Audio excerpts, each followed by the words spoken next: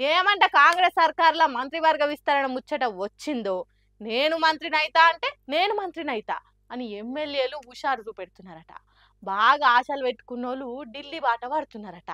నాకేం తక్కువ, అన్ని అర్హతలు ఉన్నాయి, నాకు నన్నే మంత్రిని చేయాలి అని పోటీలు పడి మరి ప్రెస్ మీట్లు పెడుతున్నారట. అయినోళ్ళను కానోళ్ళను కలుపుకొని మీటింగులు పెట్టి మనకే మంత్రి పదవి ఇచ్చేటట్టు ఫైటింగులు చేయాలి అని ప్లానింగ్లు వేస్తున్నారట. కాంగ్రెస్ పార్టీలో మంత్రివర్గ విస్తరణ లొల్లి మొదలైనట్టే కొడుతున్నది. నర్సంపేట ఎమ్మెల్యే దొంతి మాధవరెడ్డి నాకు మంత్రి పదవి కావాలే అని గాలి మోటార్ ఎక్కి ఢిల్లీలో వాలిండట. కాంగ్రెస్ పెద్ద మల్లికార్జున ఖర్గేను, తెలంగాణ ఇన్ఛార్జి మీనాక్షి నటరాజన్ను కలిసిండట. నేను ఎన్నో ఏండ్ల నుంచి పార్టీని పట్టుకొనున్నా, పార్టీ కోసం పానాలు ఇచ్చినంత పని చేసిన, అసొంటి నాకు మంత్రి పదవి ఇయ్యకుంటే ఎట్లా అన్నట్టు చెప్పుకున్నాడట. వాళ్లకు కావాలనే నన్ను పక్కకు పెట్టి రాజకీయాలు నడుస్తున్నాయి రాష్ట్రంలో అని గోడెల్ల పోసుకున్నాడట. మరి ఎందుకు అట్లా అవుతున్నదనేది మనకు తెలియదు కానీ మాధవరెడ్డికి రేవంత్ రెడ్డి నడుమ పచ్చగడ్డేస్తే బగ్గుమన్నట్టే ఉన్నాయట కోపతాపాలు. రేవంత్ రెడ్డి కాంగ్రెస్ పార్టీ అధ్యక్షుడు అయినప్పుడు మాధవరెడ్డి కోపం చేసిండట.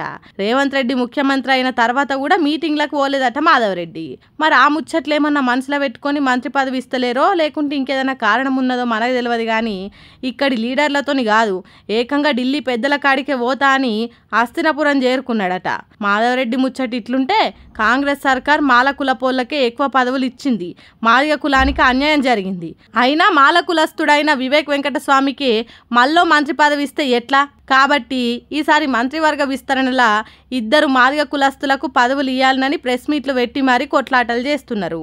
కొందరు ఏకంగా ముఖ్యమంత్రిని కలిసి ఉత్తరాలు ఇస్తున్నారు. ఇంకొంతమంది మంత్రి పదవి రావాల్సిందే అని అలిగి కూర్చున్నారట.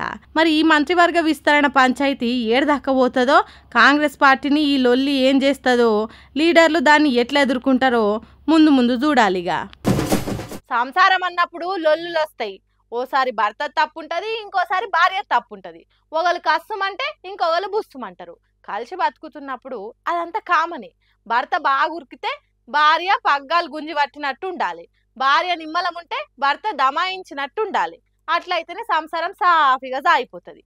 అంతేగాని గీ అక్క లెక్క చేస్తే ఎట్లా? అద్దం మంచిగా లేక ముఖం వలగొట్టినట్టే చేసింది గీ అక్క. చేసుకున్నోడు మంచిగా చూసుకుంటలేడట.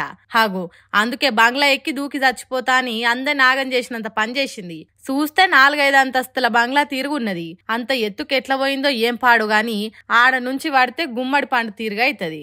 అందుకే పోలీసులు చుట్టుపక్కల జనాలు పరిశానగా చూస్తున్నారు. హాగు పైకి ఎక్కిన పోలీస్ సారు కాపాడటానికి ప్రయత్నం చేస్తున్నాడు గాని ఆ అక్క కనీసం కదులుతనే లేదు.